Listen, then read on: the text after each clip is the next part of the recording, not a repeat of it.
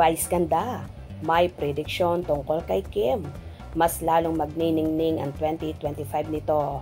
Dahil kaya kay Paulo. I've seen a lot of change, been through a lot of pain.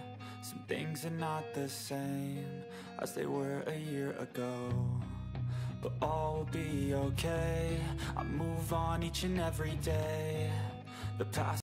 Sa naging isa sa episode ng noontime show na It's Showtime, nagkaroon nga ng prediksyon si ang ka-Ball the Ball star, Meme Vice ganda, sa Queen of the Dance Floor na si Kim Chiu. Ayon pa nga sa TV host, mas magniningning pa daw ang taong 2025 ni Kimi kung saan tuwang-tuwa ang dalaga at napasabi nga ng sumalangit nawa. Ako ito nakikita ko to eh. Ano to? Magiging mas maningning ang 2025 nito.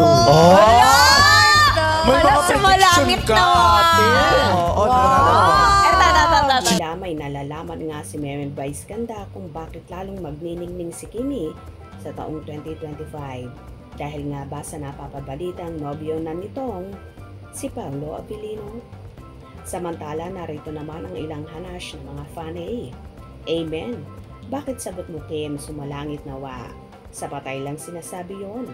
Pagka binanggit ang name na namatay na yon ang sinasabi. Sometimes, isipin ang sinasabi. Kimi, knock on the wood. Walang mangyari sa'yo, Kimi. God bless you always. And Paulo as well.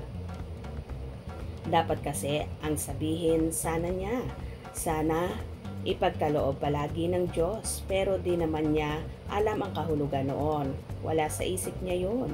Sana naman ingatan siya ng mahal na Panginoon silang dalawa ni Paulo at mga pamilya nila at ang darating pang mga mahal niya sa buhay. Ibig sabihin po, wish, hopefully. Ipag-pray na lang natin dahil siguro ang ibig sabihin niya ay thanks God. Just pray para humantong sa happy ending ang Kim Pao. Yes, that's the truth. Meaning, wishing or hopefully. Gusto niya po sigurong sabihin, praise the Lord.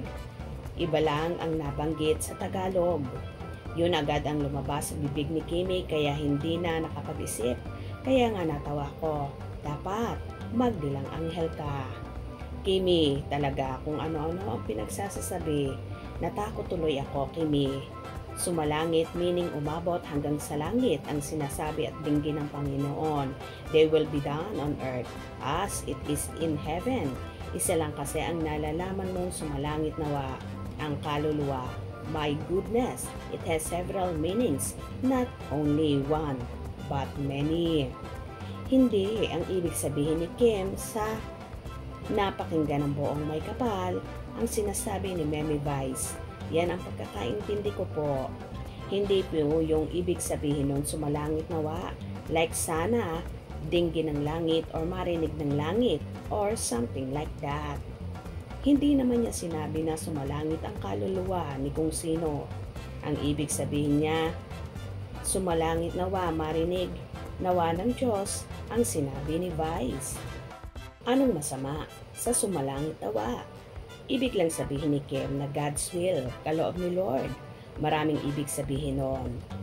Sumalangit nawa ang salita ni Vice at and pour out on Kimi. Hindi ibig sabihin na para lang yan sa patay. Kaya nga natin yan, di ba kasi pinapanalangin natin na makarating sila sa langit. Ganon din yun ang ibig sabihin na sagot ni Kimi. Sasabi ni Vice na why makarating nga sa langit yung sinasabi niya. Palawakin nyo kaya kaisipan nyo. Ha ha ha ha. Kalawa ka. Kung sa bagay dapat di kung pala ina-assume na lumawak kaisipan mo eh. Mahina talaga imahinasyon mo. I remember you, isa ka sa ma-issue doon sa kissing bed scene ni na Kim at Paulo eh. No, it means may the manifestation if Vice will be heard from heaven. Thank you, Meme Vice. Masaya kami. Kapag masaya si Kim, ayaw ko siyang masaktan ulit. I hope so, Lord Jesus, Amen. Free wedding bells na yan, Kim Pao. So ito na nga ang ilang komento ng mga fanay tungkol sa nabanggit ni Kimi na sumalangit nawa. Anyway, tila mas magiging maningning at masaya ang taong 2025 ni Kimi. Bakit kaya?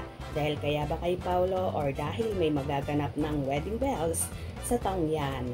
O diba, so excited na ang lahat. Abang-abang tayo nang di tayo mapag-iwanan sa mga ganap sa Kimpaw. Hope you enjoyed.